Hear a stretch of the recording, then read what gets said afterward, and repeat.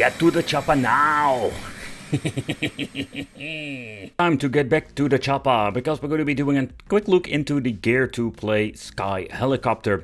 So they were actually selling this in the Action Store, and what is interesting that the Sky Helicopter, I have seen many different editions. I'm finding them on AliExpress. I also picked a couple of them up, and I just wanted to check out what are the differences. I also had one that I picked up from the Aldi, and it was from Jamara, and it was like a more familiar brand, and it looks a little bit more quality. So the Gear2Play is a company that has a lot of different kind of RC solutions. It's insane how much, and I must say kind of surprised to see they also have these tiny helicopters. So the helicopter having a fixed pitch, in other words, they come with some overall way better controls, because if you're going to be having a real RC, or at least like a bigger helicopter, I can tell you they are super difficult to actually fly, and this is more like a beginner way to play. However, I do wonder, is this thing going to be so much better than the other one? Because when the Action, we also had like another version, and it was not from Gear2Play, it was like a no brand at all, and I don't know also who actually imported it, but that one was pretty difficult to actually fly, or I couldn't actually fly with the thing. And of course, what you need to take consideration, these helicopters take up a couple of hours to actually load up or charge up, and then of course we're going to be having only like 4 or 5 minutes or flying time, and I think it was a little bit of a bummer, because you do need quite a long time to actually get a little bit used to the overall product. So when it comes to this, like, you're just going to be plugging in the cable straight into the helicopter, because the battery is built into the frame. So it looks like a very interesting overall configuration. So the control of this Speed Eagle, it's also called, I must say, yeah, the controller is a little bit basic, tiny, and you know, it's like also giving you a completely different overall experience. But again, let's unbox this and let's see what we're getting when it comes to the RC. So quality wise, I don't see a lot of difference with the ones from AliExpress. I think I've bought these things like 10 years ago or something, and I can say like these things are like looking still the same, with a micro USB underneath and LED for indication, so you actually know in the dark where your freaking RC helicopter is. So the controller itself, I think there we're going to be having the biggest differences, because of the technology and the way how it feels and everything. It also gives like a little bit of a different overall configuration with the Jamara I've reviewed. But yeah, you can see this thing works quite well. We can actually do a little bit of trimming, so it's very limited when it comes to the controls. But when it comes to the overall flight, I can tell you that I can get really used to this. You can see like it automatically comes forward immediately, so it's quite difficult to actually fly these things, and I'm always struggling big time. So if this thing is better than the first edition we actually bought from the Action, I'm just going to be honest, I don't know. So when it comes to the tail, you do have like an extra propeller there, but it doesn't do anything at all. So when it comes to flying this, it's going to be absolutely one big challenge. So the first thing I'm going to be doing is just very carefully like flying on the desk, because these things are actually used for indoors. I will not even try to go outdoors. If there's like a little bit of a wind outside, this thing will just like fly and bash into the wall.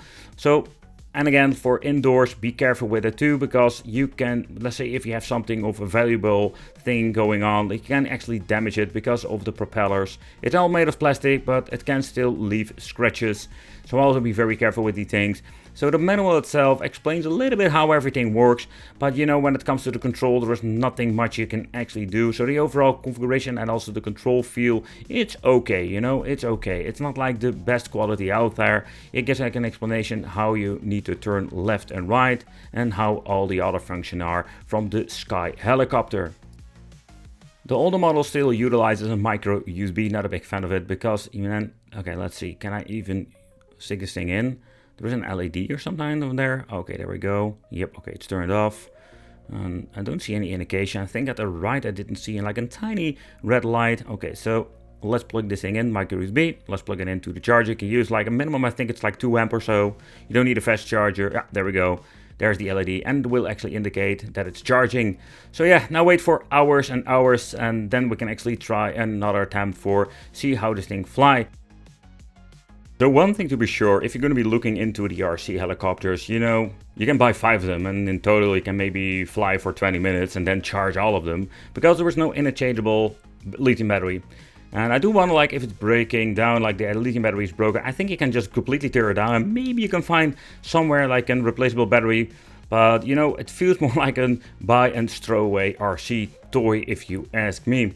Nevertheless, let's open it up like a remote. Let's put in some different batteries because also the batteries were empty. And you know, connection is going to be super easy.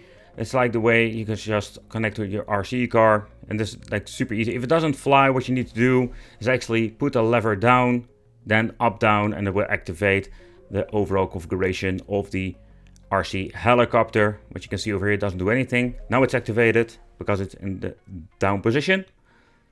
And with some of these, like the deluxe, let's say RCs, there is a spring in the left joystick that keeps always and every single time the lever down. But again, like it depends what you want to do. I think it's very convenient. This way you can just very slowly like move the left joystick and put it in a certain position. And this way we can just actually like very slowly give it a little bit of throttle for left off.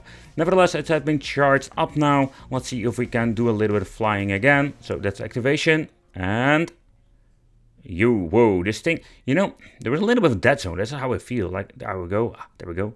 It's finally moving. Ooh, it's coming my way. And it happens like freaking every single time.